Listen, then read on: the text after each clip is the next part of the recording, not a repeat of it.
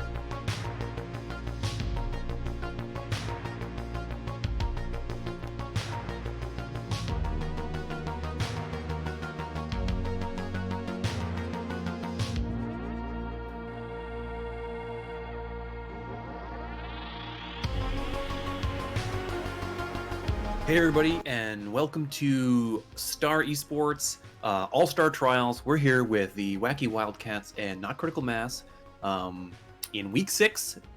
This is the top-ranked team versus the last-ranked team right now, and we're going to be going to Oasis. My name is Moshi Man, and I'm here with my co-caster who will be doing color. So go ahead and introduce yourself, man. I'm Tony. I play for Team Turbulence, and I'm frequently in the All Stars Brawl. This is the trials, so this is interesting to see who's, trying to get into the brawls. So, really looking forward to seeing maybe some different strats, but maybe they're trying to, take notes from the All Stars Brawl players, and sticking with the meta. But that's yet to be seen. There are a lot of options for these teams. Yeah, I've done some casting here in the All-Star Trials before, and we've seen some interesting things. I've seen some Genji dive compositions on like Anubis, and some very interesting things. Of course, we end up seeing like Bastion every now and then, and so lots of interesting things coming out from these are like on average Masters ranked teams. So hopefully we can get some cool stuff from each of these teams today too. So. Yeah, so we'll be playing Oasis, Temple Anubis, Dorado, Hollywood. Play all four no matter what, just in case you're unfamiliar with the format. So with a win, the Wildcats could overtake Not Critical Mass, if I'm not mistaken, because they would get 15 points, which would put them at 38. So they would be one behind. I'm sorry. So regardless, this is a crucial map for them, or match. So we're starting off on Oasis, which of course is a control, and if they if you get like some of the points are really good for Farah, so I do expect to see some fair play, assuming somebody's coming out that is comfortable on it. But what I do find is that in these Masters level matches, it can be very interesting because you get some players that are just like they're specialists, so to speak. So the Genji Jive that you mentioned is definitely much more possibility than we'd see in the brawl. Because if you are a striving tier 3 team, you just can't work with the Genji one trick, so to speak. So that's what I would like to see, but I'm not going to hold my breath. Yeah, I would agree completely. It's hard to, I wouldn't say carry as a Genji in like a higher rank meta, but it once the meta develops, down to like those kind of micro advantages that you gain in all sorts, even when you're playing the meta in all sorts of high level play, like the sheer amount, like the sheer disadvantage you're at by just picking a different hero, it can tip the scales. So yeah, that's something that I think is really exciting about casting the trials. So yeah, exactly. Because a lot of times, whenever you're at that next level, the communication is that much better, and so they can counterplay a lot stronger, which is why the meta is the way it is, because you can try and counterplay all you want, but if you get Doomfist punched into a wall, there's not really anything your team can do. So that's why it is the way it is, and the Reaper can be so sneaky and just one-shot anybody, or at the very least draw a significant amount of attention from the enemy team and then just Ray form away as if nothing happened. That's even if he doesn't have his ult. So that's the reason why it's such those two in particular are really strong right now. Of course, being able to go around the double shield or go right through it, depending on which character in the situation. So I would like to see some variation, but I highly expect, at least in the beginning, your thought process. I want to try the meta against this team, because if I don't have to play anything else, then I'm not going to. Right. Yeah. The meta always comes out somewhere, right? Yeah, but that's the thing. That's what I was telling my team. We were actually playing today, and I told them, when you're playing a better team like we were today, you want to try and differentiate from the meta if you are losing, because if you're just trying to, you bash your head against the wall, you say, oh, it's just this one mistake that we made or whatever. But in the end, generally speaking, it is, when you're playing metaverse meta, it's the team that's better is going to be winning 90% of the fights and is going to win the vast majority of the map. So you need to try and flex to other things to try to get them out of their comfort zone, because with people practicing the meta more than anything, then when you do go off the meta, you have that chance, that ace in the hole to throw them off their game and try and bring it back. So that's what I like to see. But obviously the Oasis, I would expect them to run meta outside maybe a Pharah, because some of these maps, like I said, are really good for Pharah. Yeah, that's something I've definitely seen before. I wouldn't say super often, but in the past I have seen people go dive or other high mobility heroes just to get up on that high ground on the like the city center. I know that's a Lijiang map, but the map with the big jump pad on it, like that one, they always do try to take that high ground first, and sometimes they do like a Winston or a Diva to kind of Speak of the devil, wedge them up there. That's the one we'll be playing on. Yeah, so exactly. Yeah, and that's another reason why Farah can be so good, because she obviously takes command of the high ground pretty much immediately. She can fire rockets up there, the first 3 seconds of exiting spawn, just with a rocket jump, and then booping everybody off is very strong play as well. So, but that's the thing, is that a lot of people, if you have your flex DPS, right, the one that plays, generally speaking, the Doomfist, if they aren't comfortable on the Pharah, then it's a hit or miss. So you have to really understand the way to play Pharah, because if you get too close, she's so vulnerable, especially with the pull rock combo. If they can pull it off from Orisa, or if they just have a general hit scan, you're just destroyed. So that's it's a double-edged sword, so to speak, with Pharah. So far, it looks like we do have Pharah coming out from both teams, though. Yeah, if we don't fire a duel, then that brings a whole other dynamic into it, right? Because then you have to decide as the Pharah, okay, am I gonna try and focus the enemy team on the ground, or am I gonna try and take the Pharah duel and hopefully win that? So if you even like one rocket or I guess 2 rockets, and then you didn't take out the Pharah, and then it's pretty much game over. So you pretty much win the game, assuming you haven't lost people on the ground already. So it'd be interesting to see how the Pharah duel works out in particular. Oh, definitely. Looks like Hammond's getting in on the enemy team as soon as he can, though. But the Pharah duel is ensuing in the air. Doomfist trying to get a little bit of action there onto Bryce. And then a couple more pot shots being taken here at the Mercy. But Dark goes down in the air, and that's going to put them at a disadvantage. Can the Mercy res? Now, looks like they are down 3 people, and that's probably going to push them off the point here. And not Critical Mass going with a very interesting tank duo with a Hammond Winston. Usually you would see Orisa Hammond, but they think no, I guess the Winston's getting value, but he definitely did not. And I would be very surprised if they stay on him. I would like to see them swap off that. And Ace just locked down the Pharah, so she swaps immediately to their own Mercury. So this comp is just a hodgepodge of characters at this point. Yeah, Hammond's diving in on the backline yet again, but there's just so much, CC. They're not diving in together, and I think they need to get that done and all coordinate. But Doomfist now trying to duel the Pharah on the backline as well. Dark going down to Clapped on the flank.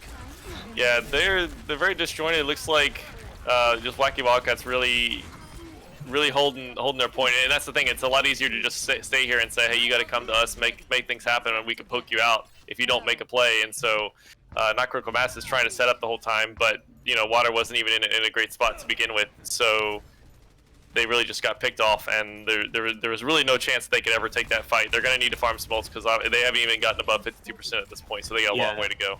They've been switching characters so frequently, it's really hard to build ult, and this Pharah is just dominating them, making it so hard to push. And here comes a huge barrage out, getting 2. Water and Dark, both the DPS down for not Critical Mass. Bowline also down on the back line, with everyone getting cleaned up also by Bryce. This could be a time where we see a point taken without any ults from the opposing team. That would be a first. I surely hope they pull this back. At least get a Doomfist ult, even though that's definitely not one of the stronger ults in the game, even though the character itself is really strong. They're making sure they get a full 6, I suppose, and really speed boosting, because they need a coordinated fight here. They need to take it fast. Here comes the flux from Clapped, but it's not going to get anyone huge. A bunch of ults coming out now. We have the Bongo on the point, and the Nano Boost onto Dark from Baller Steve. Water is on the point now, trying to contest, but he goes down so quick as Relievy pops the Coalescence, and that is the objective secured for Wildcats. Yeah, they pretty much dominate, about as dominant as you could ever get. I think they might have died, 2 characters died that whole round right at the very end there, so doesn't get much better. One of them got red, so I can't count that just because the not Critical Mass was in such disarray. The Ana pick was a little interesting. I think I see the value in it just because it's a Pharah and a McCree. You're not going to really get Dove, so that's why you don't see her very much, because if you try to play Ana into Doom Reaper, you have to make a hero play every single time, or else you just get run over. But going through that choke is just so hard, especially with the Pharah just pelting you. So I still think the Moira would have gotten more value. But it is what it is. Maybe they can make some changes here to try and reverse it. They are starting with the Pharah again. Maybe they felt like they can play better on this map, or the duel went wrong, something. So I'm interested to see what they got in mind to try and adjust this time. Yeah, let's see what they can pull out here. It looks like Wildcats is going to move on to the point pretty quickly, pretty early, and they're going to get there before Not Critical Mass, but Baller Steve going down, and Chris on Orisa going down. A bunch of kills coming in from Wildcats, and this is a dominating performance for them on their first fight that they encounter here. Yeah, Baller Steve needs to really change to change to Moira. Good job, because Ace was just having way too much fun. I think he pretty much one clipped him on Ana, so you don't get any value, and that's another thing. Even if you're not playing Doom or Reaper, like if you've got any sort of dive, like you need everybody to be on the same page to protect Ana, but it's very hard to pull off. So definitely a nice swap to the Moira here. Yeah, hopefully that makes their lives a little easier as Wildcats holds the point. Looks like they're pushing in through the covered area so they can, take advantage of that cover from Pharah. They're going to brawl it out on the point while Dark is on the high ground trying to get the Mercy, but the healing is going to make it so Bryce just takes him out. Water also picking a couple of the supports, but gets rezzed by Dex. Bryce, and now everyone's going down on the side of Not Critical Mass. This is going to be probably, an end of the fight here. Looks like everyone is cleaned up now. Yeah, the worst part about that is that they didn't, outside the Tracer pulse bomb, like they didn't even really use any ults. So this is going to be bad news coming in, because the ult economy for Wacky Wildcats is pretty dominant right now, especially with Dark swapping to the McCree. They're going to have a really hard time getting in here unless that Colt comes up and makes a big change in this next fight. Seriously, we got them pushing back through that covered area again. Water on the high ground looking for a quick pick. Ooh, Bryce goes down to the punch, and this is going to trigger the both of the Moiras popping their coalescence. Excuse me, I hiccup there, and right in the middle of the fight. Everything is happening now. A bunch of ults coming out from Wacky Wildcats, and Gravatic Flux. No, that was Doomfist. So Water taking out all of the team, and Not Critical Mass establishing themselves on the point. Just Bryce left, looking to kind of not give it away immediately. Oh my god, that's 2 Doomfist punches on the Pharah in one fight. I'll never see that before. He came off the top ropes and just put it right into the wall. So making plays there, but they needed a lot more of that to come back here, especially with Wacky Wildcats having 4 ults and Not Critical Mass only having 1, possibly the Bongo coming up. Maybe the High Noon, that could be a big change. So that's the only thing I can really think of. If he gets raised up with High Noon and he doesn't die, then he can actually counter it, but that's a big ask. Oh, never mind. Dark goes down, so there's no way that they can combo that with Gravatic Flux. And here comes the Gravatic Flux from Clapped. Bryce taking everyone out with that damage boost from the Bongo. Just Moira left to contest. And Wacky Wildcats looking extremely dominant on Oasis here. Probably this is going to be the round. Yep. Wacky Wildcats taking it 2-0.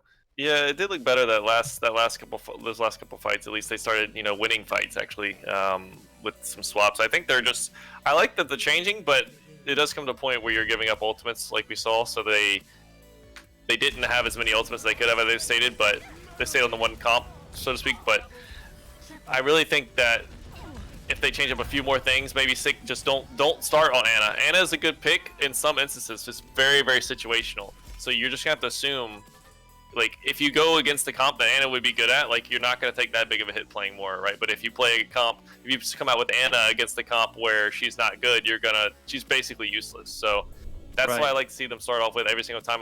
It stinks that they have to do that, but I would actually rather them come out on Brig than Ana. Unless you have, like, Ana more somebody that can just dedicate to her. You can't have a Mercy because she's going to have to come back and peel too much for her. So Ana Bap is possible, but that's usually when you see like Bastion or Ana Moira or maybe Ana Briggs, just something, because you need that second support to keep her alive. Lucio's not going to be enough, generally speaking. So that's the biggest thing I like for them to change. Yeah, that makes a lot of sense. I mean, Ana has basically no movement skills, right? So just sitting duck for people like Doomfist, even Reaper. We saw Tracer at one point. Tracer. So yeah, mostly Ace there on Tracer, just kind of giving it to Ana. Yeah, when the Mercy came in to try to res Ana, like the Tracer just one clipped her too. So Yeah. that's why you if you play with a Mercy, like you can't have a Pharah because Pharah requires so much attention, and then you have Ana that's going to require so much attention. So obviously you can't heal both at the same time. And generally speaking, they're not even going to be in like the same area. So even if you had the time like to just heal, you'd have to be in line of sight to get to her, and it's just not going to happen fast enough. So. Yeah, that's a huge thing. Even if you had to pull out the Brig, like I said, it's actually pretty strong if you can make it work. But that, of course, requires somebody that's played it and knows exactly how to do it because it's nothing like how it used to be. But a bright spot for not Chronomass is that control is very different than Anubis. So maybe the strats they were using would work here, and it's a lot more viable on 2CP than she is in control, just because you can just set your whole play around putting her in a good position defensively speaking. Mm-hmm. So. Yeah, as we move on to Anubis here, maybe we'll see that Ana be way more effective. It seems to be what they're comfortable with there on Not Critical Mass. Mm-hmm. I've seen, I've seen Not Critical Mass play before, and I feel like that this happened last time. So they lost their matches on control, and then they kind of had like a little reverse sweep and took it, 3-1. So potentially it's just not their time of day kind of thing. But I'm really excited to see what happens here on Anubis. Yeah, for sure. Well, if you think about I was thinking maybe he wasn't warmed up, but like this is like a 10 p.m. Eastern time, so there's unless you work late or something, like I have a hard time imagining he's not warmed up. It's just maybe the tournament is getting to him maybe a little nervous in that respect, but they are it looks like they are going to do the standard, except for with the Mei, which it actually can be very standard here. This is a very common strat as well. So I like the comp coming up for them, especially if they can get an isolation on pretty much anybody. They're going to be dead. Yeah, seriously, they got so much damage there from Reaper that it's just like looks like they're going to the left side or the right side from the defense perspective here, but they get blocked off by the Mei wall, using the Mei wall in their own Mei wall to move through there. Now just getting pelted by all the damage and everything that Wildcats can put out. The Mei wall gives them a little bit of reprieve, but the Wildcats are not breaking down, and it's a bit of a stalemate here on the Mega Health Pack. Reaper trying to get in. Big pull there from Mathanac, or Chris. But now they're moving onto the high ground, forcing Wildcats out of the position. Big dynamite there from Ace, and Black Knight goes down to that, and that's gonna probably halt their push a little bit. But no, they decide to use Coalescence, and that's gonna scatter Wildcats a little bit, taking out Chris. Dex rezzing in response, and it's still a brawl here, almost on the point. What's gonna happen next? I'm not 100% sure. That res was crucial there. Yeah, able to like make that flux effective and everything. Yeah. Necroman's hanging out around way too long, and when it gets the Mei, you're going to get staggered so hard, whether it be with just the left click slow, the wall, as you see here. So that's really punishing them, and so that's going to be another at least 20-30 seconds that they could have gotten if they just all given up and died, so to speak, or run out, sacrifice somebody to the Mei, because if you just leave somebody behind, where you don't leave somebody behind, you all go out of the group, she's going to get every single one of you like you saw. So I think they have the right strat, especially with their male, but the problem is they're coming against 5. Right, like, it's so difficult to do that there. Coming on the high ground, coming to the shield. They're going to have 2 shields here right on those high grounds. Here comes the freezing from Mei. Bryce looking to get some kills here. 3 players frozen, and that's Water, Black Knight, and Bowline. All frozen players taken out. Livy getting a little kill there, too, onto the tank line. And it's just Brycey looking for some cleanup kills as Baller Steve retreats to spawn. Bunga was a little bit unnecessary, but I mean, it's not the worst thing in the world. You still have 3 huge ults with the 4th with the Cole coming online. Looking on the other side of Critical Mass, if they can get a huge Reaper ult in whenever they freeze anybody, or just massacre them left click, that they have a lot of options to go. So then that could be a fight winner as well. Looks like they're going the opposite way. They have this beat in response to the Gravatic Flux. This is going to allow them to push to the point, but Bowline goes down in the aftermath. Bryce taking out Dark, though. They're not going to have very much damage, and their tank line is now falling. Both Mathanac and Black Knight fall. Well, Steve had a Cole from the entrance, and then they had Lucio die alone in like the room to the left when we're looking from the defensive side, and they just if they just want to run straight up the middle, you know, just as long as they can work around the Mei wall, then that's going to work a lot better for them. So very, very disjointed. They need to be a death ball every single time with this comp. Yeah, they're putting themselves in these weird choke points where it makes it super easy for Wildcats to contest. But here comes the Blizzard from Water. This is gonna be like their last push here. They've got 35 seconds left. Clap going down. This is huge for them. Wildcats feeling the pressure as Dex pops. Valkyrie, Brycey now has a freeze in response. This is gonna freeze Black Knight, who goes down, and Bob is also sent out by Ace, taking out the rest of the team. Now it's just their job to clean up the tanks that are trying to get some, stall on the point. 15 seconds left, and there's 4 ults on the side of Not Critical Mass. Can they utilize those in the last 10 seconds, though? If they can get to the point, maybe they can. But Water goes down on his way there. 5 seconds left. It doesn't look like they're going to make it. What's going to happen? And they don't make it. That was close, so close. But they never had that one good fight. Like, you gotta give credit to Wacky Wildcats. The Mei segregated them a lot, and then just the pools I think were in general really strong to slow them down. So you couple those, and then it makes the separation job of the Mei that much easier. And then Ash, generally speaking, had really good dynamites. Especially that's the problem when you clump up in the corners, or when you take that right path up through dark, where that mega is that you clump up, and that means the dynamite for Ash is going to be huge value, and she's going to be farming like 20 to 30% possibly if she's boosted from just one dynamite. So that means whenever they feel like the bob is necessary, you just throw it out, and it's going to make huge play. As long as you don't mess up completely. So that's the danger of going up the side that they did. Right, Bob is always huge, right? Like he can contest the point. He has so much health. They had the Mei to freeze him, but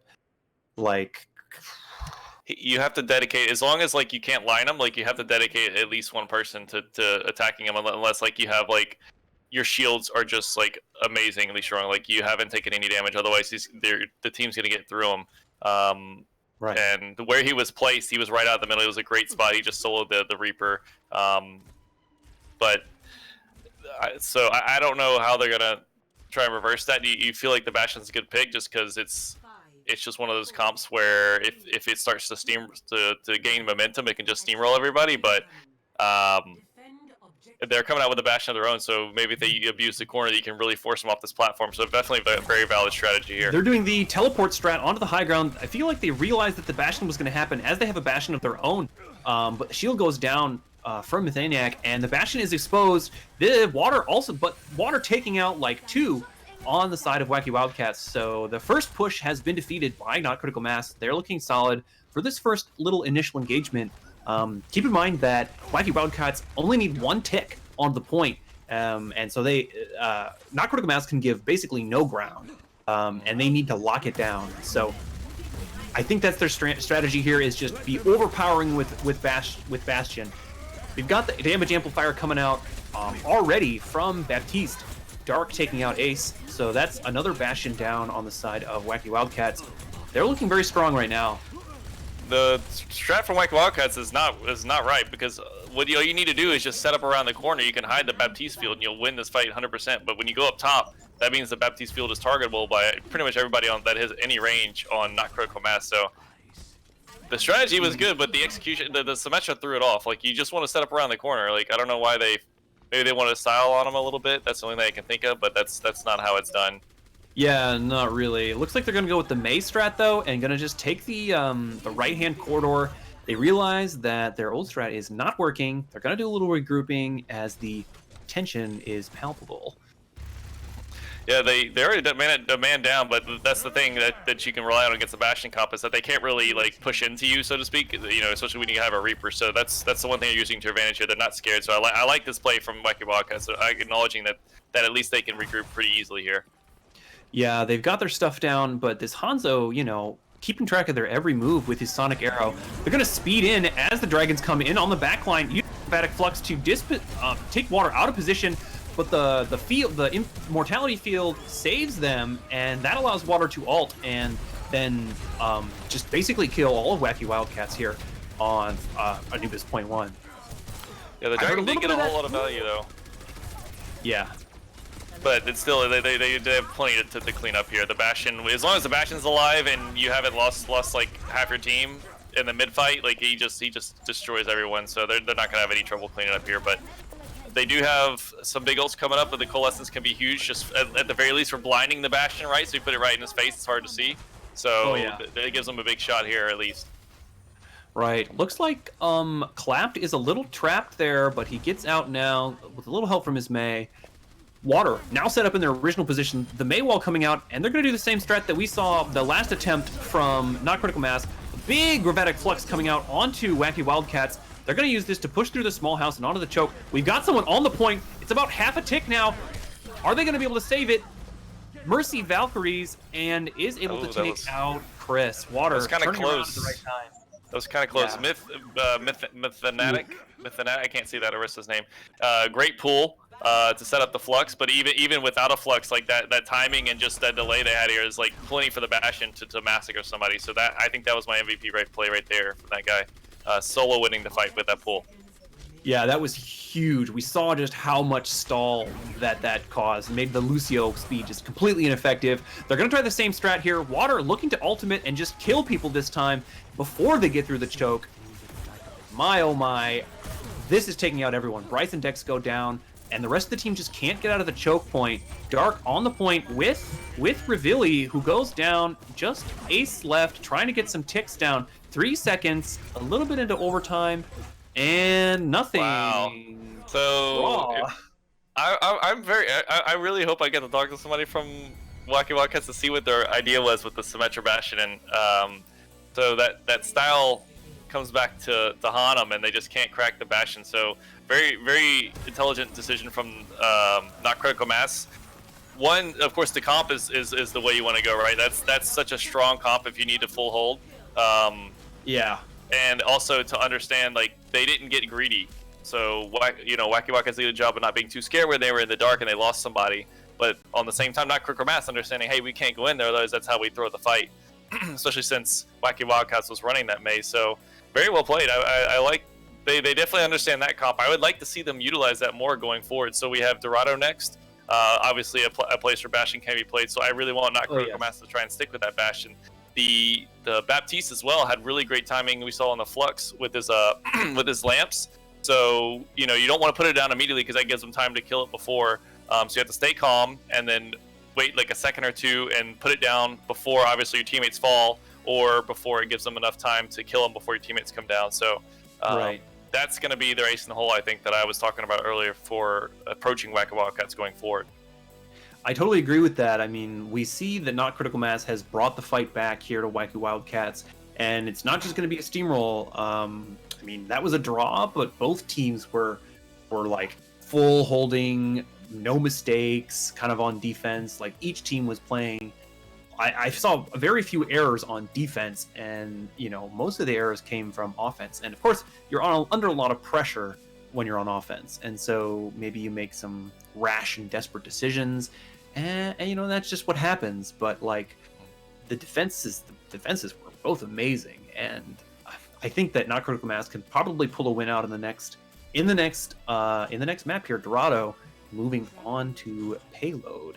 Yeah, I definitely second that their defenses are very strong, because usually when you see full holds, you'll see like 2 or 3 fights where somebody just gets randomly picked by a Hanzo. Now I did see a Hanzo error get somebody randomly, but that was only once, and I think Wacky Wildcats' defense, I don't think they really had any like one-offs where they just picked somebody off like randomly. They were just winning T fights back to back to back, and that's definitely very hard to do.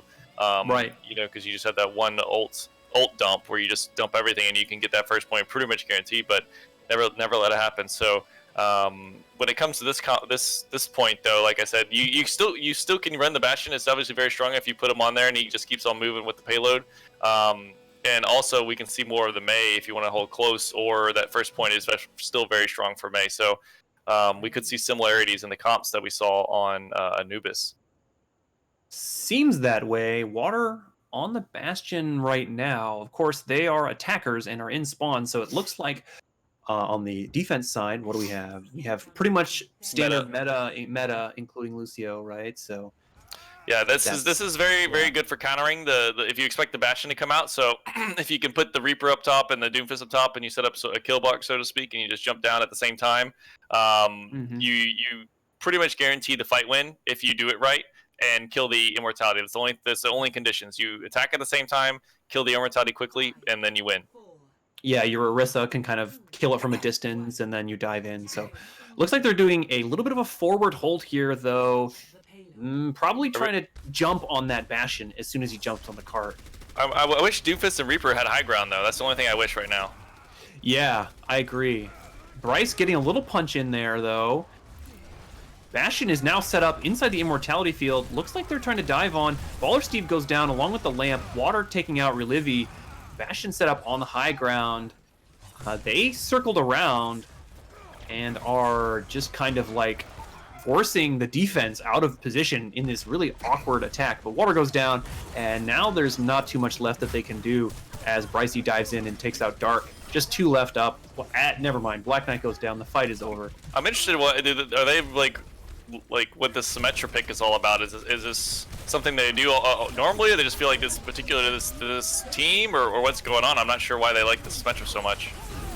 I'm not sure. Maybe they're doing it for the memes. I'm not sure. But we got Gravata Flux already coming out from Clapped.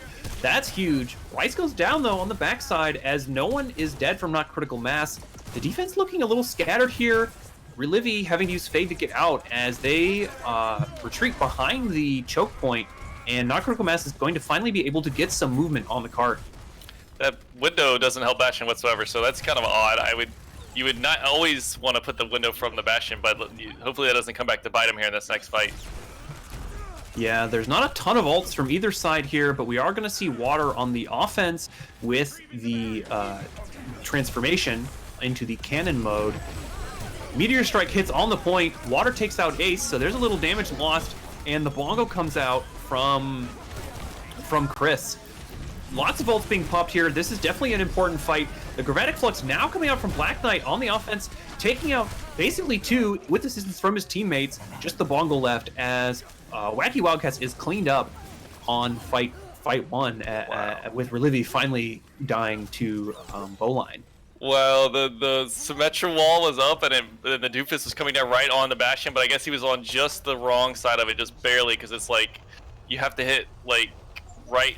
It's hard to say. It segregates him in a way to where his whole body is technically on one side, and he pixel perfect on the incorrect side. So very fortunate for them, especially with their bat getting picked up early. They were pick up that fight win. So I don't even know what to say, but that prompted a swap from the bat.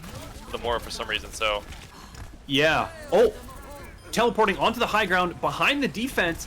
Coalescence is popped in response, though. Ace being able to take out Black Knight. Relivi going down straight away to Water as using Coalescence, and Ace also dying. This is another tactical win for Not Critical Mass, just leaving Chris alive right now, looking to get some time stall on the point without getting too staggered, I guess. And they didn't even use any ulcer. I've never seen so many Bastion TPs in in a series in my life. This is crazy. Like, they're just abusing that very well. I mean, it's definitely an interesting tactic to use, especially since you have shields so often that you would usually want to utilize them, but you're just using that, and it's not getting killed quick enough. So I guess it's working, but it's very interesting to see.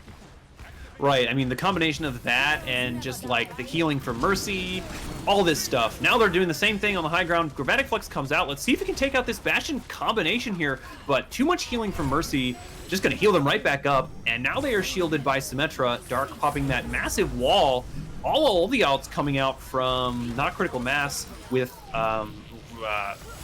Coalescence. I always forget the name of that one. Taking out basically half the team, and Water taking out the rest.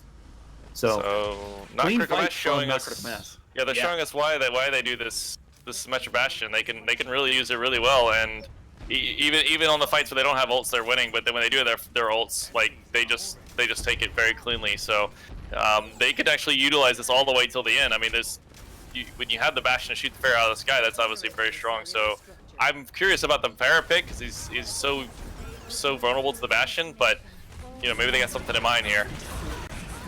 Oh, Ace getting with that Death Blossom, allowing Water to get taken out, but first taking out Myth and the Dex on Mercy. So this is Wacky Wildcats' first win, kind of fight win of the map, as they push Not Critical Mass all the way back to spawn. Ace cleaning up the supports. Or Steve going down. Wacky Wildcats here needs to hold fairly close and just let the Pharah spam them, and just make it to where Not Critical Mass has to set up like 3 or 4 times before they can start to roll again. You know, so this is a very good shot for them to firmly hold the 3rd point. I think they can do it if they just keep the spam up and not get picked. Right. I think they realize that, you know, the positioning is the most important thing from Not Critical Mass, but they pop their Coalescence to try to break through the shield. The teleporter comes out onto the high ground. Pharah ready with the barrage, but the shield goes up. Doesn't matter. Bryce getting 3 kills and following up with Bowline on the cleanup. And then Ace is able to just kill the rest of the team. So very good coordination and countering of that strat that they have kind of trademarked at this point in the match. So wow, yes. We have the resurgence coming back from Wildcats. They've found the counterplay. Yeah, that's the problem with TPing, is that it's pretty clear where you're going to go, and the Pharah was just sitting there waiting to hit Q, and as soon as he did, the fight was over at that point.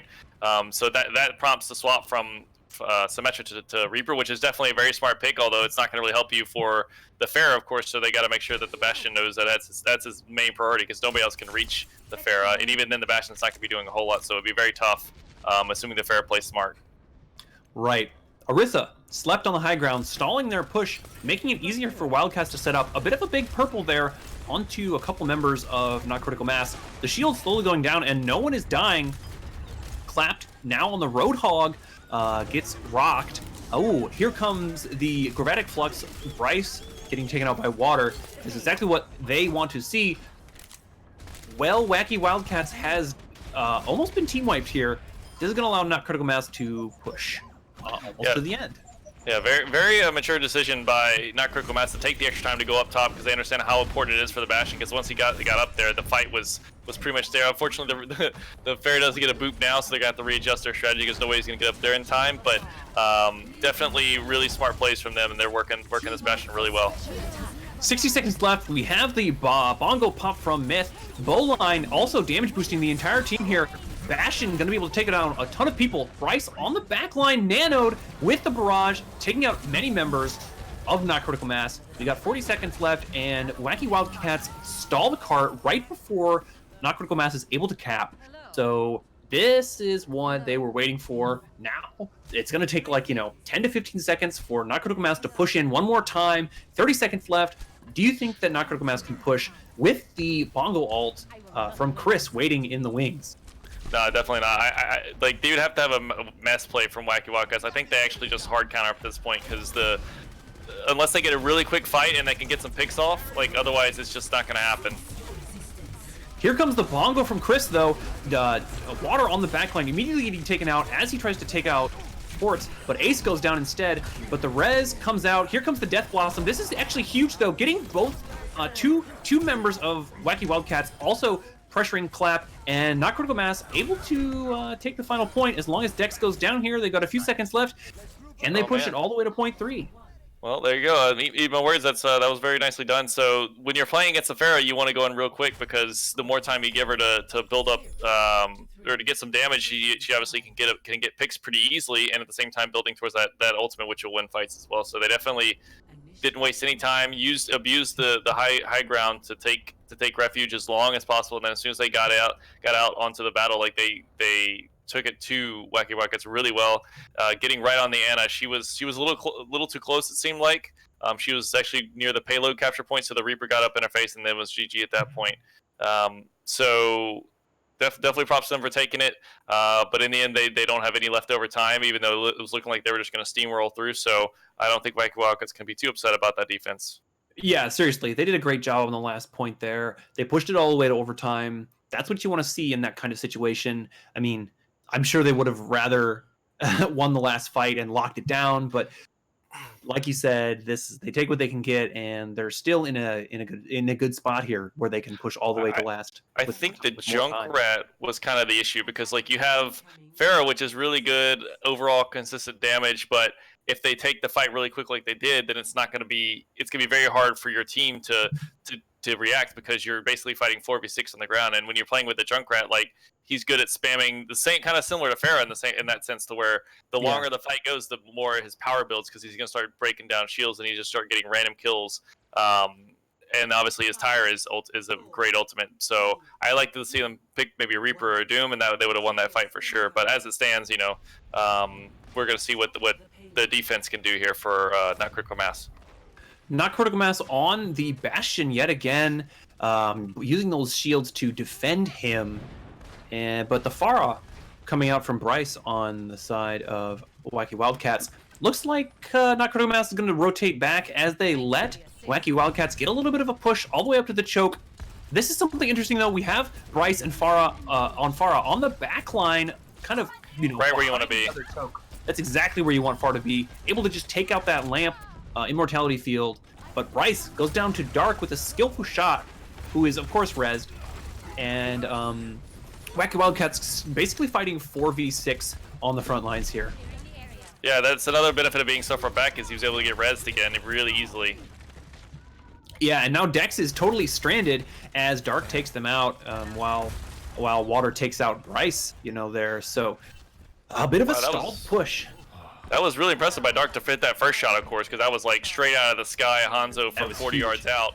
Yeah, wow. Not too much happening here, just kind of getting some pokes onto the point. Rez comes out as Dark goes down. This is going to prompt a push from Wacky Wildcats with the barrage above ground. The lamp saves them, but not for long as the barrage breaks the lamp too. A little bit of a res as Bryce gets taken out in the midst of that fight, and a clean...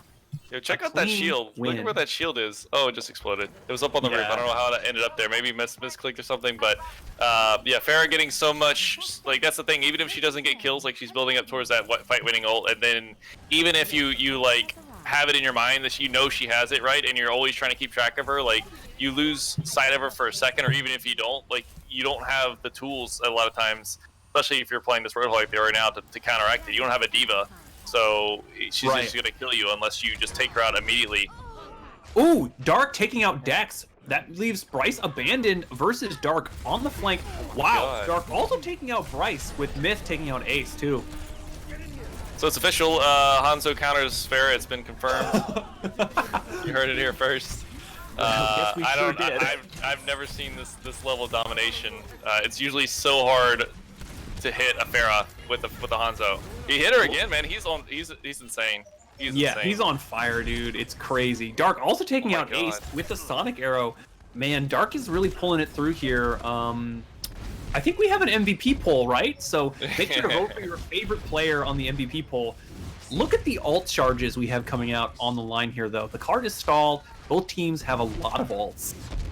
Yeah, Not Critical Mass looking like a completely different team from round one, right? So they've really found their footing, and so it does look like they maybe had some warm-up issues or something along those lines, but they are bringing it back, and maybe it's the Bastion comp that they just need to get on something they're comfortable with, not sticking with the meta. So props to them for doing what they know and not sticking to what's expected, because it's definitely throwing Wildcats for a loop, it looks like. Yeah, they're having some trouble pushing here. But they look like they're getting under the cart. Here comes the Gravatic Flux from Not Critical Mass. Bryce, though, barraging on the flank. Clapped also being able to take out the Immortality Field. Okay, Wacky Wildcats is basically killing all of Non-Critical Mass now as the Valkyrie is popped. Bryce in the air, trying to get the last cleanup onto Baptiste, who eventually goes down to Roadhog, which is played by Clapped, as... Looks like we may have another contest here from Not Critical Mass. I think it really depends on how fast they get there. The cart is still fairly far back. And they don't have a Lucio, so it's going to be tough. And this Doomfist, unless he starts getting punches out of Pharah on this map, like we saw in OAST, I don't think it's not going to happen. It's going to be very tough. The Deadeye comes out, taking out Black Knight. That's going to weaken their contest significantly. But Water taking Dex out on the backline. Dark also taking out Clapped. And here comes the Dragons onto the across the point. While Ace is able to take out Dark. Ace popping off, though, evening this fight out. But Chris and Bryce and Ace, can they win this fight here? They realize that they can. And Not Critical Mass is pushed back into the choke, into the house there. Yeah, the lamps from Baller Steve are out in the open. Like the Arista just shot it left click, and I'd like to see him utilize the corners more. Like you can obviously set it right in the corner and shoot all over the card. So that's one thing I'd like to see more from them. Although of course you can just swap if you're not feeling it. So that's another way to do it too. So now they're full official meta. Where we do have a junk swap to the Junkrat, which is odd, but could definitely get more value. Yeah, I'm wondering why that they did that. They realized that they need to contest something specific. Looks like Dark getting booped away basically by one of those mines. Or water, I mean. Just a little bit of a brawl going on the point here. Bryce and Ace, the DPS, taking out, you know, the opposing DPS as they attempt to dive in. This is going to make it so, it's going to be hard for Not Critical Mass to contest here as the Coalescences pop. Maybe, oh, Ace gets popped up in the air with Deadeye taking out Black Knight. Oh, the spawn advantage is helping isn't helping Wacky Wildcats at all though.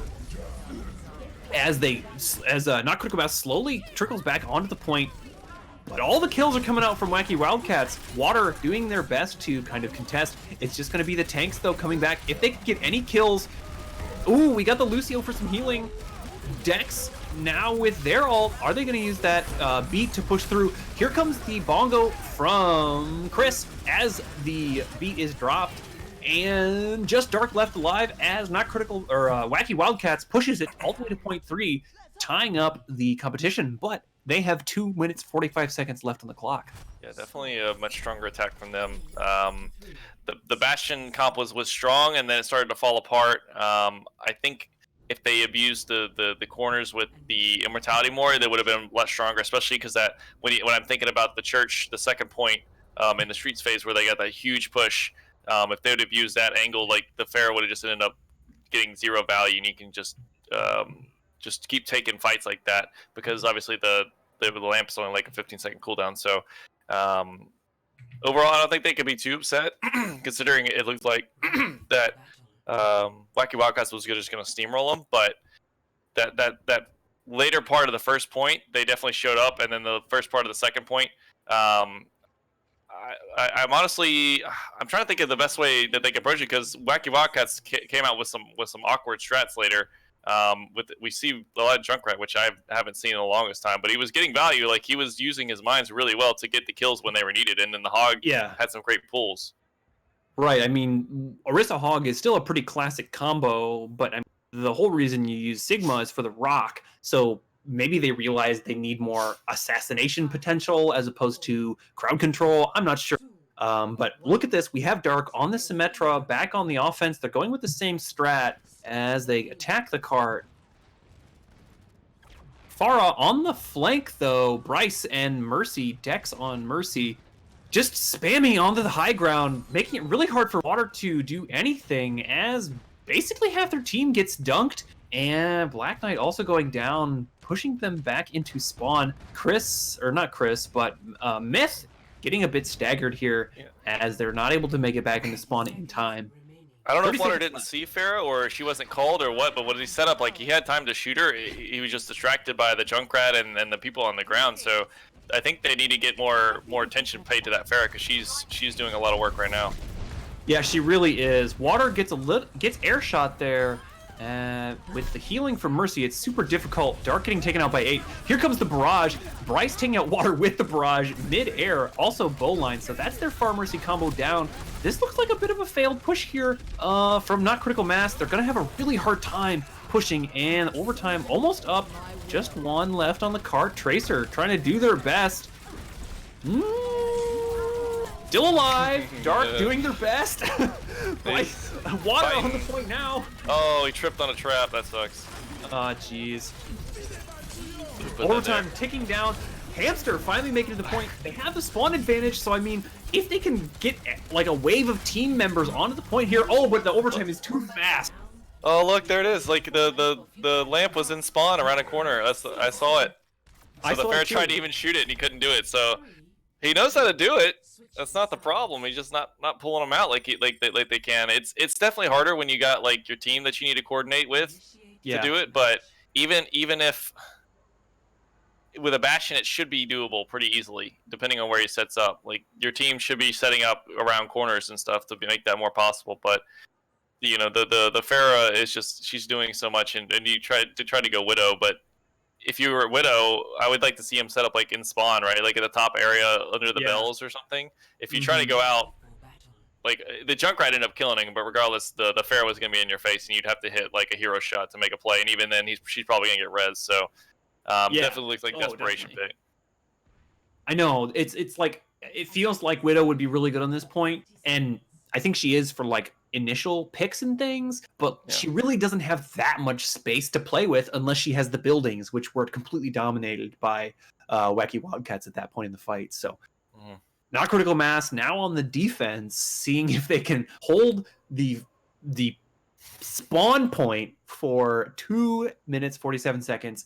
I haven't ever seen it done. I don't think it's possible, but maybe not critical mass can bring it to the Wacky Wildcats here. If they wanted to Widow, I think this would be a better time to do it, right? Because you can set up on defense, but as it stands, they're gonna no. Ooh, Myth already going down. That's one shield that they're gonna be missing.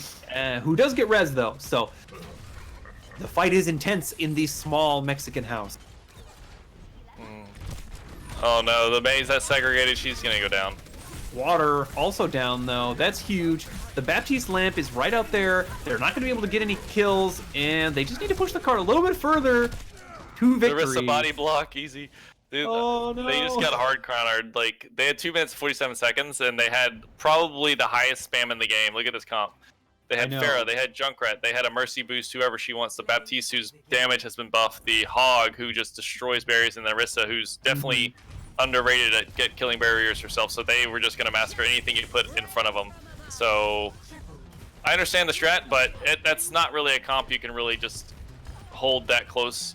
I think they should have gone. I think the Bastion was the right pick. I think a Widow would have been good to try, or any hit scan, but I think Widow would have been strong, or even a Soldier to try and contest that Pharah, because I think that was the biggest deal. Like not trying to bunker up in a place where Pharah can just shoot you without even taking any damage. Right, you can just like deal splash damage to everyone inside and just kind of shoot where you're all grouped up. I think, yeah, I totally agree. Having that Sky Patrol distracts the Pharah so much. It might have been really effective. So, or put moving on Dark to back Map on the 4. Hanzo, right? He was a madman. Yeah, exactly. I mean, we saw Dark do a ton of work, but I don't know, man. We're supposed to have one more map, Hollywood, right? Like, looks like not Critical Mask. Oh, he's back. Okay, he's just relogging. I saw GG and I was like, what are they talking about? Yeah, we still got one more map, guys. The Assault Escort map on Hollywood here. Everyone remember, we probably said their names enough. We're watching Wacky Wildcats, not Critical Mask, Week 6, Star Esports All-Star Trial. We do have a MVP poll, so keep your eye out. Think about who you like the most. It's not just who we're talking about. There's a lot of supports out there that aren't getting the love, and a lot of times the tanks get overlooked as well. So it's harder for us because I'm just sticking with the third person. If I try to watch 1 on 12, I don't get the full picture. So it can be tough sometimes to not, even if I play support, to give them the support they deserve in the most part. So you can definitely consider your pick carefully, because there are 12 players, and each of them have their moments. I mean, we've seen some really critical, great lamp or immortality fields from both teams, right? I mean, you were saying that you got to utilize the corners more, but we saw that one with Gravitic Flux, and we've seen a ton of great Gravitic Fluxes too. So and pulls from the Arista to set them up or to slow them down. That big stall on Anubis. And I mean, when you're playing Mercy, I didn't see Mercy's dying a whole lot, so that means you're doing your job right. That's your most important thing. Just don't die as Mercy. And generally speaking, the reses were never outside the one where the Tracer destroyed not Critical Mass's Mercy. Like, I haven't seen any Mercy try to go for a failed res, so definitely being smart. Sometimes it's not even doing it as the right call, just healing your team, otherwise you just be a sacrifice. So and then the Lucios, it can be very hard. I haven't seen any real beats that I was like, what is that beat all about? So I definitely think like the game sense, generally speaking, is very high. I think they're just some specific decisions that that are questionable, and maybe, especially for not critical mass in particular, swapping at least on Oasis a lot. So outside that, I definitely think there is a lot of game knowledge here between these two teams. Yeah, it's been really exciting to see, these teams go head to head here. I mean, we have Wacky Wildcats in the lead 0, but they have been butting heads and clashing, Besides map 1, it's been a tough fight each time. We had a draw on Anubis, and both teams took it all the way to third point on Dorado. So these teams are meant to be playing against each other. But keep in mind, Not Critical Mass is currently the league, the leader, right, of the league in points wise. And no, they're actually. Am I reversing them? They're third. They're third. So they're the top 3, and they're within striking distance. So they're definitely one of the top teams. And I don't know who they played yet or exactly. So they're definitely one of the top teams. And Wacky Wildcats currently is in last place. I had to double check that. Yeah, that's right. Yeah. Wacky Wildcats is playing out of their mind then. Exactly. They have 2-0'd the third ranked team in this series here. Anyways, back to the match here. Moving on to the choke point. Looks like they're going to give them some space onto the choke here, doing some spam. They're holding on the high ground with the Orisa just kind of spamming down, hopefully being able to assassinate people with that Doomfist. So, interesting way that Not Critical Mass has moved onto the opposing high ground, and then you have Wacky Wildcats rotating to below the point to make it harder for them to get shot. Not a lot happening, though. We got a lot of shield breaking going on. Dark kind of on the flank. Oh, here's a big pull off the high ground, but the lamp comes out, making sure so not too many people die. Dark and Water taking out Ace and Relivi, though. Gonna kind of stunt the push here from Not Critical Mass. Yeah, like Wildcats here that actually are all of the attack are trying just to take some time to take out their shields. That's the main strategy, and it looks like it's working here. I switched the teams. My deepest apologies. Well, they got swapped in game, so that's what's going on here. That's why it's tough whenever they do swap, because you get so used to the blue and the red. But the comp from Wacky Wildcats does eventually overcome, which it was always intended to do. They were definitely playing it right. That's why it does seem like nothing's really going on, but like they're wearing down the shield, so they get the Orisa cooldown, and then the Sigma shield gets to the point where it's like at 200, and you don't want to put it out because it's gonna die immediately. So playing it very well in the long game is what they wanted. Myth diving onto the high ground, trying to contest that Pharah on Monkey. So an interesting comp now. We've got Dark getting some spam in onto Bryce. Dex and Bryce both have their ults, though. Looks like he's going to barrage to take down the Winston, but Bryce goes down to Dark with quick res from Dex. Going to put him back in the fight. Ooh, lots of kills coming out from Not Critical Mass, though. Ace on the Widow, finally getting some more Widow opportunity here. Clapped. Oh man, I keep switching the teams again. Not Critical Mass dying at the hands of Wacky Wildcat. Yeah, Wacky Wildcat's doing a nice swap. I really like the swap to the Widow. It just opens the map up because it's such great sightlines for her. And that Pharah Water's gonna have a hard time getting anything done, and especially when you go into the next point, it's even harder for her. So. Right, exactly. We have the Coalescence popped from Baller Steve, trying to take out the Pharah in the air, give them a chance on this second fight. But Gravitic Flux also used by Clapped, who gets taken out by Water, though. Dark getting taken out, and Black Knight triumphing over Ace. This is a bit of a fight for Not Critical Mass, except now we have Bryce taking out Water, making so their air superiority is not present. So just Baller Steve left, as the rest of the team is cleaned up by Bryce and his Mercy. I really like the swap to D.Va. It didn't get as much value, but then again, they were already at like an advantage and ult disadvantage coming into it. So I really think that's a smart play. I like to see her stick on it, but they definitely need to not stagger here, which would be very bad. I would like to see the Winston swap. I don't think the Winston's going to really do much, unfortunately. Yeah, I think there's just too much spam and crowd control for Winston to effectively kind of get out of the fight, right? So yeah, and the healers are so mobile. He's not going to be able to kill anybody. Like even if he gets on the Baptiste, he's got to go through the Immortality field. It'll take him like 4 seconds. So it's not gonna work. Black Knight actually is able to take out Bryce though on that D.Va. Ooh, Dex going for a risky res, does get out though, and it's just a Chris on the cart. from Wacky Wildcats. Clap pushing a little bit far in and gets taken out by the Winston ult. Myth diving in alongside Black Knight, trying to take out Chris as Water is in the air, doing a ton of work onto both the supports and the DPS. Looks like Wacky Wildcats getting pushed back into their spawn as Not Critical Mass has now stabilized.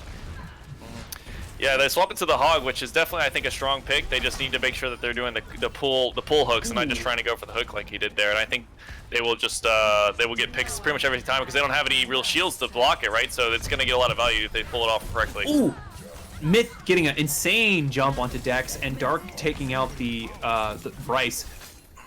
That was pretty intense. We now have the Nano onto Myth, which is now then countered by the whole Hog from Clapped, taking Myth out in the process. Woo, Diva Bomb near the spawn. Is this going to get anyone? Not really. Ace takes a little damage in spawn, but this allows Water to spam them and clean up basically. Only three left from Wildcats though, as Not Critical Mass. Sorry, only three left from Not Critical Mass as Wildcats pushing onto the cart. They did a good job of holding the door, but there definitely some miscommunications. We saw the Winston get nanoed as he was jumping out, and then the Diva Bomb not necessarily miscommunication, but it definitely didn't go far enough out to punish anybody hiding against the wall like the Baptiste. So definitely happy to see, or actually I wish we could see that they swap off the Winston because the Winston is not going to really do anything here as well, and a nice pull hook from the Hog there. Yeah, taking out Bowline. Watch Water here. He's definitely going to be looking for a sneaky barrage on the back line. Here it comes, taking out Relivi, but Water quickly goes down to Chris as the point is only Baller Steve holding the point. Baller Steve. Oh, Baller Steve, can you ball hard enough? You are versus Arissa, and you go down. Bryce also getting taken out. Just the Winston on the point alongside Black Knight. Goomba stomped. Let's go! Yeah, so this should be a hold, barring any big misplays from Not Critical Mass. Seriously, just the Tracer left to contest. Ace does Or take Ace out popping Water. off. Yeah, Ace does take out Water on the exit there. And Clapped taking out Myth on the back line. Getting another huge hook onto Black Knight, but gets taken out in the process. A little bit of an extension there. We see the Reinhardt charge all the way in, taking out Bowline from across the map. And this is going to put Wacky Wildcats back in this fight right now. So just the Winston and Baby Diva left for them to kill as Winston jumps away, gonna give them the full point almost, but Dark saves it as Myth is taken out. Ace trying to get some things done, gets it done with the Pulse Bomb, taking out the rest of the team. This is round one going to Wacky Wildcats. Huge IQ play from Chris coming out on the Ryan because he gets to the point faster. I mean, obviously not as fast as maybe a Hammond, but once you get to the point, you just start swinging. Like the other team has to have like a Reaper, which they didn't have, and so at that point you can just swing freely and just destroy anything at a 360-degree radius. And in addition, I wish Ace would play Tracer more, man. He just does so much work on it. I mean, they are winning, I guess, so the strats they're doing are working, but like every single time, it just seems like he's popping off on it. Especially when we see Baller Steve going on Ana, it's just an instant counter. Like you can pretty much consider your Ana dead outside like an amazing amount of support from his teammates on the Not Critical Mass. So those are the two things I think outside the Winston, which I think he got one ult the whole time. Like I didn't see him ult any other time, and it was just a stall. So yeah, I think he got two ults, but you're right. Okay. Yeah, he got two ults and he got one kill each time. But it was like, okay, I don't know. I feel like he wasn't able to cleave the team as effectively. It's just like, well, he's playing against. Yeah, he was playing against the BAP and a Mercy. So like the Mercy could just obviously fly away, and then the BAP can like heal himself pretty well, but mostly it's just his immortality field, so you have to spend like 4 seconds beaming that and then attack him, and that's if the Mercy is just like not there or something to heal him. So it's just, yeah. And you know the BAP does a lot more damage now, so he can actually duel pretty well if he's hitting his shots. And just the meta in general just doesn't work, unfortunately. Like even with the buff to his shield, like it's not enough. It's just almost throw level bad. Yeah, geez. Well, we got Myth back on the Reinhardt here. They're gonna walk up to that choke. I love seeing Ryan Zarya play. Honestly, it's really fun, but it's gonna be troublesome for them to try to contest this high ground. Looks like they're gonna go on the backside though. No, Black yeah, Knight that, getting caught you out. can't play Zarya against it. It's just not good on enough mitigation. Maybe they just didn't realize that they had the Bastion here. Myth also getting clapped by Clapped. And Ace taking the whole line on the cleanup. Yeah, I was really hoping. I was hoping they'd take one look at this comp, not critical mass, and just turn around. Like they were just hard countered. Like there's no way. Like you just gave up. Like I understand you want to go in real quick and maybe something happens, but you just gave 60% to Bastion, like, and half to Chris. So, you know, I would love to see him just, even if you don't Sabra Scout, just like, all right, this isn't happening, man. Like the pool, he's got to get one pool, and the Zarya is just, there's not enough mitigation. You need a shield from Sigma, you need the Diva, you need something more than the Zarya. It's not going to work. Yeah, definitely. Now they're on a totally different comp. They've got the double on the meta. They're gonna go around the backside, out of the line of sight of Water or Ace on Bastion. The Myth leading the charge onto the point. Where is the rest of his team though? Looks a little bit distracted by Bryce, able to make it so Ace taking out Myth. The fight's going on in the air here, as looks like that critical mass is being repelled, but now they decide to pop the coalescence. Ooh, definitely attacking Bryce there as he kites that.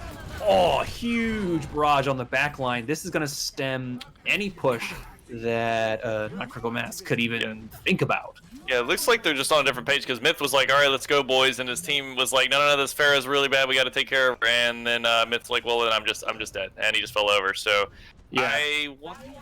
I don't know why Baller Steve is on Mora as opposed to BAP. Like, I think BAP provides way more value in this comp every single time. Like, the lamp is just so good. If you could just lamp Bastion when the Pharah ults even.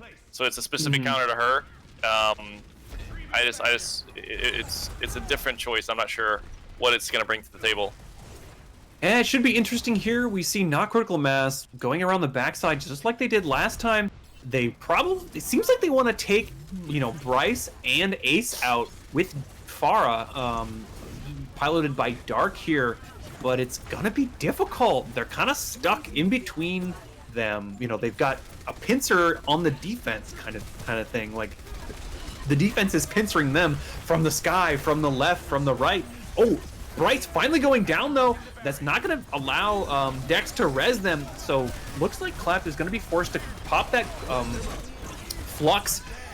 Here comes the damage boost from Baptiste. Ace able to take out the rest of the team here as Bowling goes down, and just clean up here from Bryce. Eventually, we got the res from Dex onto him, and a bunch of ults used by Wacky Wildcats, but only two. It's 2 ults versus 2 ults now, so really gotta be really close. Yeah, the immortality would have played a huge role in deflecting that aggression coming through the left side. But if they did have a BAP, in addition, I would like to see them go through security and just set up around the corner with the BAP, which would be the ideal thing. But now they just have this one more shot. Just one fight left. The Coalescence Pop gonna break through that shield. Ace still at full health though, taking only a little bit of damage. Just too much healing as the immortality field is popped. The barrage on the back line, the combination of the cannon Ace and the barraging Bryce is just too much for not critical mass to handle. As it looks like Wacky Wildcats is going to take this, 3-0, at least the map. Oh man, yeah, that's gonna be it, man. The Bryce was looking for an ult, and he came down right at the top of the cafe, and Ace just slapped him down. Like I think it was like basically melee range against the ulted Bastion, and just took it to the face and just got one shot. So that was kind of comical, at least. So the glass is half full. Something funny came out of it. But yeah, here if he had the BAP ult, like right in the outside there, they would have been fine, or at least had some time to react. I mean, you probably wouldn't have lived anyway, but Mora's not gonna do it there. You just need to set up around the corners. Every little advantage, right? Like you can get, maybe it'll work kind of thing. So amazing plays from Bryce. Like seriously, he seems to be a bit of a carry here for the team. I don't know. Maybe it's just a weakness that we see from not critical mass, but the Far Mercy extremely dominant. So I don't know. That was a super exciting match. Everything but the first and the last map were really close, and were really a joy to kind of cast and talk about. Everyone is excited here. I guess I'm just really excited. But we're gonna have a post-match interview here with Bryce coming up soon. So hold on to your horses for that. Tony, any other words from you? Well, I mean, I think it was pretty exciting the way through. Just once we discovered that Wacky Wildcats is like the last place team. So Right. I don't know. That's why I'm gonna see what exactly is going on with that, as to how, like, what were their first weeks like? Like, how did that occur? Like, what did they change? Right. Did they change some roster? They have new strats. What's the deal? So, we'll see what's coming up. What the deal is with that here shortly. Could be a bit of a dark horse, right? Yeah, well, I mean, 15 points. So I'm actually not sure exactly how many points. It would have been like maybe like 12 or 10, and that would have made a big change for him. So especially when you have, like, this is week 6 and there are 10, so you got another 4 games, so that that you could shake up the leaderboard a whole lot with that. So with that in mind, I don't know who my MVP would be. Who would be your MVP? Man, I don't know. I feel like Bryce would probably be my MVP. But like, I also think that we saw some great play from Ace. Ace being really flexible on a bunch of different DPS, and I think I also saw a bunch of cool plays from Dark, and I really liked Chris's tank play. So all around, really great play from both teams. Yeah. Speaking of the devil, we do Bryce here. Why don't you introduce yourself, sir? Hey, I'm Bryce. I'm the flex support. I'm the flex DPS player for Wacky Wildcats Blue. Wildcats Blue. So you guys were in last in the standings. So what happened to get you to this point? What's going on today that you guys put on such a show? I mean, I think some unlucky losses and some unlucky forfeits early on in the season really made us look like we're like underdogs in this. But I feel like in the end, we're just going to be showing who we are as a team and showing how strong we are. Yeah, definitely don't want to think about it too much and just play your game. But speaking of that, had you played Not Critical Mass before this? No, I don't think so, unless I was one of the ones who had to forfeit early on in the standings. But no, this is our first time facing them. I see. What about that attack on Anubis where you guys did the Bastion Symmetra? I mean, I see you guys did it later in Dorado too, but is that something you guys had practiced? What's going on with that strat? We haven't actually seen very many teams running the Bastion on defense in scrims, so we were kind of taken aback. But we kind of had a plan to try and go with the Mei and trying to do a sim teleport strat at the beginning, but we just couldn't figure out in time, and we couldn't get our tempo right, and we ended up having to draw out the map. Yeah, that was pretty tough there. I feel like the high ground there leaves you a little bit exposed. Like the lamp specifically is really exposed if that shield goes down, and it's just like, I mean, it was a good idea. Like, it's a totally oblique angle for the defensive team, but I don't know. Congratulations either way. Like, you guys won the series, so to speak. So yeah, it's a tough angle, because then anytime the shield goes down, then your immort field is just completely available for them to shoot out, because there's no like map geometry for it to hide behind. Did you ever consider just not teleporting up top and doing it around the corner right there at the bottom? Not really. We haven't actually ran that strat in scrims before. Okay. We saw other teams running it, and we were like, hey, why don't we try this? Actually, my team did it a couple times in Overwatch All Stars, and when I was on Nevermore, we did that strat back when it was.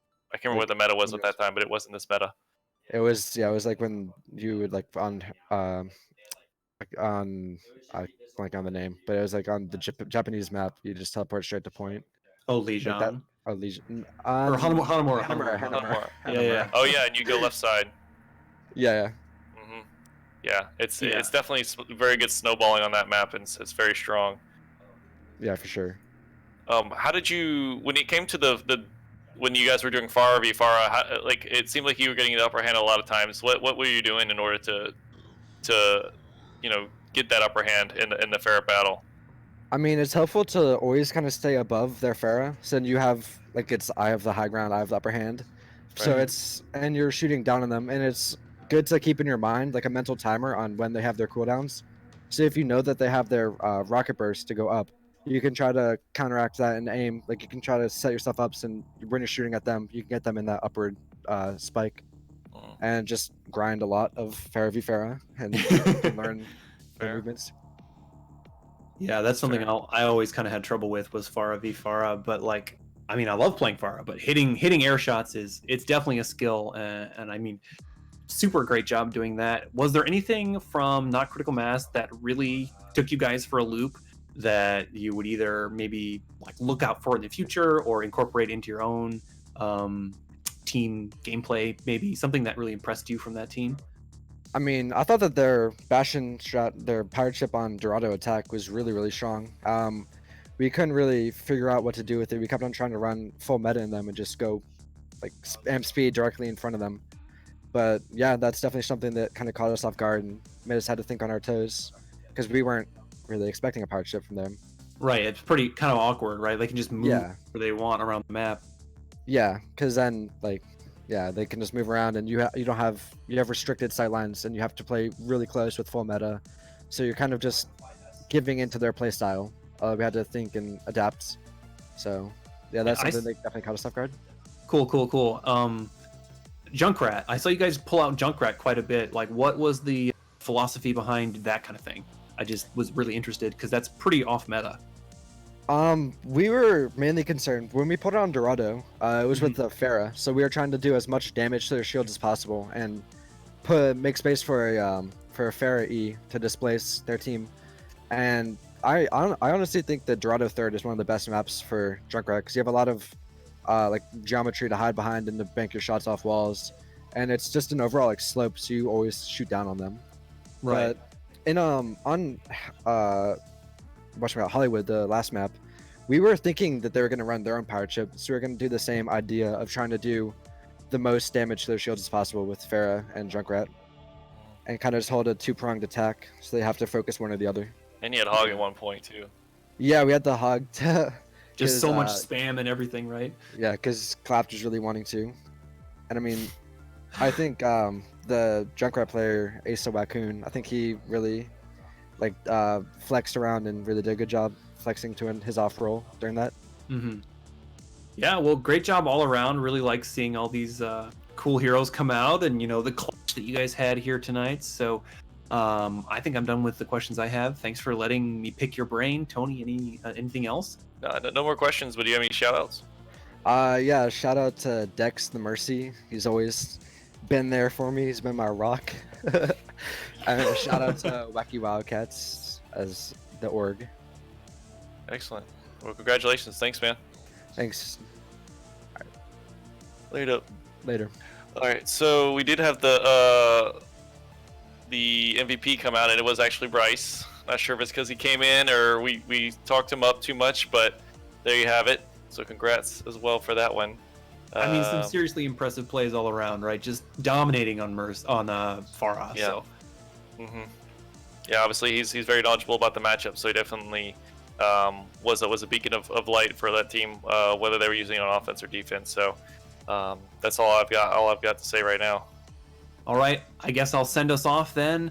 I've been Moshi Man, and you're watching the Week 6 match between Not Critical Mass and Wacky Wildcats here on Star Esports All-Star Trials. Tony, any final shoutouts or any words?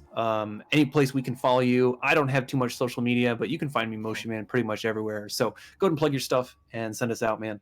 Yeah, I just have twitch.tv/Tony Style, TONY Style. Catch you on one of my monthly streams. Otherwise, that's all I've got. So hope you guys have a good weekend. Bye.